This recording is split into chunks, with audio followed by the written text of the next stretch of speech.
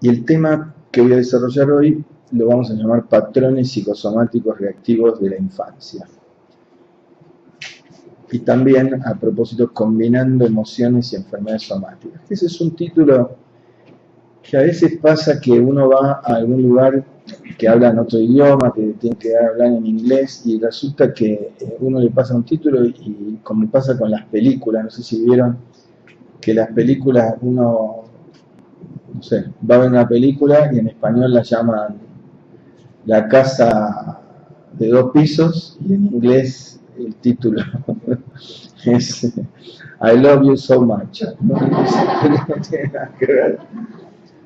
Bueno, entonces me ha pasado, pero generalmente a veces pasa que el título que le ponen me gusta casi más que el que había pensado yo. Entonces, combinando emociones y enfermedades somáticas me gustó, que es un título que me inventaron una vez en una sociedad. Muy bien. Primero vamos a mencionar en la obra de Freud que existen algunos conceptos que formaron parte de un seminario que una vez di que lo llamé psicosomática en Freud, porque si bien Freud no tiene un libro, un caso, bueno, hay un caso del presidente Wilson que dicen que es el equivalente del hombre de las ratas para la neurosis obsesiva o de caso Juanito para la fobia. El presidente Wilson es un libro que no está en las obras completas, pero en Argentina con alguna dificultad se consigue y es un análisis que Freud hace del presidente norteamericano, ¿no? Y como tenía muchas como explosiones o problemas somáticos, es un caso que es muy bueno para pensar lo psicosomático desde la perspectiva de Freud. Bueno, pero aunque no tenga el caso o el capítulo, el libro sobre psicosomática, Freud va diciendo cosas, sobre todo hablando de la relación entre el cuerpo y la mente, que son muy interesantes. Una es la de los caminos de influencia recíproca. En alemán, ahí lo tienen, Gemeinsamkeit, entre lo psíquico y lo somático. Esto está en 3 ensayos de una teoría sexual. Y lo dice cuando se refiere a que si uno, por ejemplo, catectiza, erotiza, libidiniza mucho una parte del cuerpo, excesivamente, esa parte del cuerpo se puede inflamar o se puede enfermar. O lo erótico, el exceso, vamos a decir, de libido, puede ir siguiendo un camino de lo psíquico a lo somático. Porque está alterada como la economía libidinal. También hay referencias de Freud en la introducción del narcisismo, cuando dice, en el dolor de muelas se recluye su alma toda, citando a un poeta alemán, en el cual uno cuando tiene un dolor, toda la libido va a ese dolor y a esa localización. Y entonces Freud dice que hay una regresión narcisista, porque es una libido que va al yo, pero no a cualquier parte del yo, sino a esa parte que está inflamada, dolorida, en la que uno piensa todo el tiempo. Si quieren tener una representación más, basta tener una semillita de frambuesa o de maracuyá o de lo que sea, una tirita de ananá, de piña, que se le meta uno entre los dientes y que no sale, ¿no? Y entonces se vuelve un edificio. O sea, uno cree que tiene un puntito, pero cuando no se la puede sacar, eso es una piedra, es una roca fundacional que uno, hasta que no se la puede sacar, no para. Pero cuando sale finalmente, uno dice, esto era, parecía muchísimo más grande, ¿no? Y es porque la libido empieza a ir para ese lado, y entonces agranda las cosas, ¿no? Entonces, hay una relación que podríamos establecer entre inflamación y excitación. ¿Sí? De hecho, cuando los genitales se excitan, tanto masculino como femenino, la sangre va para ahí, lo mismo que en una zona inflamada. Y esto que parece una elucubración psicoanalítica muy psicologista, por decir así, sin embargo, cada vez más se van descubriendo cosas que son de la misma índole, pero que como la descubren los neurólogos, entonces parecerían ser mejor aceptadas. Por ejemplo, la relación entre inflamación y depresión. Se están encontrando mediadores compartidos. Es decir, que, por ejemplo, la psoriasis tiene una cascada inflamatoria con mediadores químicos hasta que se produce la reacción en la piel, ¿no? Bueno, varios de los mediadores químicos que participan en la cadena proinflamatoria son los mismos que participan en las depresiones endógenas o depresiones mayores que tienen un componente biológico.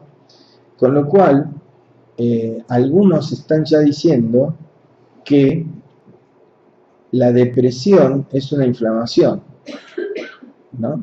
Y yo, muy ácidamente y con toda la mala intención, que además un amigo que lo dijo en un congreso médico, levanté la mano y dije, ¿por qué no al revés?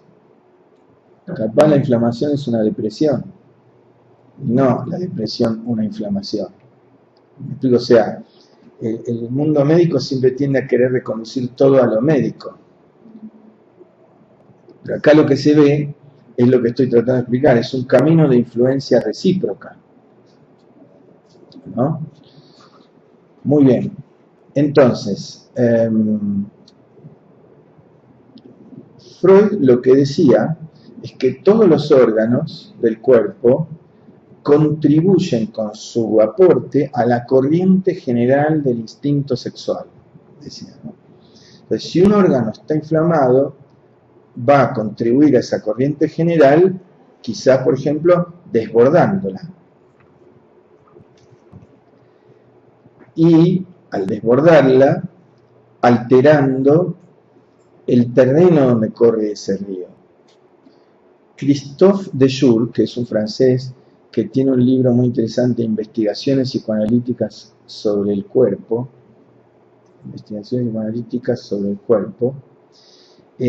compara esto con un río al que se le pone una represa y un molino. Entonces dice,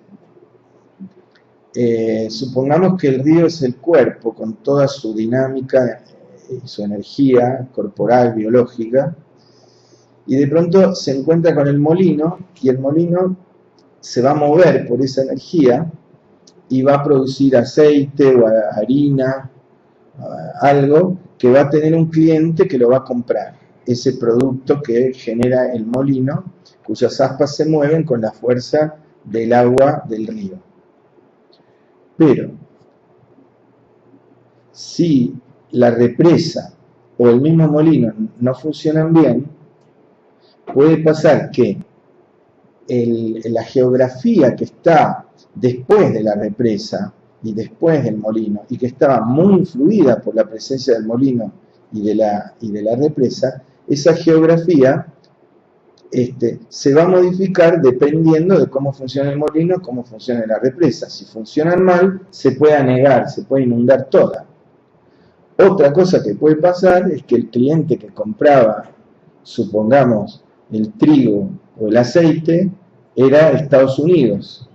Gana las elecciones Trump y dice, no te compro más aceite, no te compro más molino, que hay que incrementar el trabajo de los ciudadanos norteamericanos. Y entonces no está el cliente y por lo tanto el molino trabaja menos, el agua pasa más y otra vez se altera la geografía que está después de la represa, después del molino. Bueno, entonces Dejour dice, el cliente que compra el producto son las relaciones objetales. Entonces, por ejemplo, si uno tiene mucha energía, por ejemplo, no sé, supongamos una mujer que es medio ninfómana, pero tiene muchos tipos, y bueno, andará teniendo relaciones con medio mundo, pero todo eso le sirve de descarga. ¿Me explico? O sea, produce algo, tiene muchos clientes. ¿no es cierto? Pero si alguien produce mucho y los clientes dejan de comprarle, se queda con los hilos de maíz todo lleno y desborda. Esto pasa cuando, por ejemplo, alguien se enferma luego de que se divorcia o se le muere el cónyuge con el que tenía un montón de lazos, desde pelearse hasta amarse, hasta hacer negocios o lo que fuere. Vieron que hay a veces empresas familiares también, y cuando en una empresa familiar hay crisis y separaciones, siempre algunos se enferman. Entonces, el cliente que compra el producto es muy importante. Luego, la otra es que haya molino para producir algo con esa energía del río, ¿no? Pero además hay una cuestión más. La presencia de todo eso depende de la geografía de base que hay antes de construir la represa. Pero luego, cuando uno construye todo eso, la geografía se modifica y el mismo río es como si pegara la vuelta, porque la geografía modificada después de la represa puede modificar la geografía que había antes de la represa. De mil maneras, por ejemplo, porque cambia el ecosistema de los animalitos que viven en la zona, por ejemplo. O como pasó en Ushuaia, en un lugar del sur de la Argentina, en donde trajeron importados unos castores. ¿Saben lo que son castores, no? Entonces, hasta el cerro de la estación de esquí se llama Cerro Castor. Pero resulta que los castores se transformaron en una plaga que van, roen los árboles y arman sus nidos y generan como represas en el agua, y resulta que está alterando toda la geografía, no saben cómo liberarse de los castores, ¿no? Porque han creado un problema geográfico muy importante. Entonces, por ejemplo, si alguien no tiene a quien besar y está con ciertos estímulos, con ganas de besar, y de pronto le aparece un herpes en el borde de la boca, y bueno, el herpes es un virus, ¿no? Y puede ser que, más allá de la causa orgánica, el virus del herpes virus, el tema de los besos esté influyendo en que esa persona tenga herpes virus a repetición.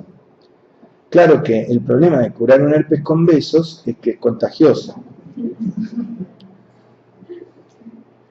Pero, por ejemplo, bueno, es un tema de...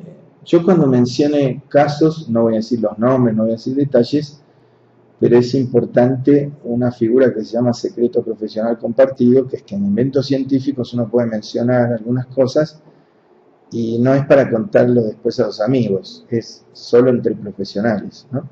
Pero digamos, yo he visto casos de herpes a repetición, por ejemplo, en la mejilla, de alguien que tenía toda una historia con el tema de saludar con un beso, y que cambió eso y pasó algo raro, complejo, y no tuvo más herpes, pero atravesó todo un momento de enfermedades inmunológicas peores que el herpes, que después se le fueron.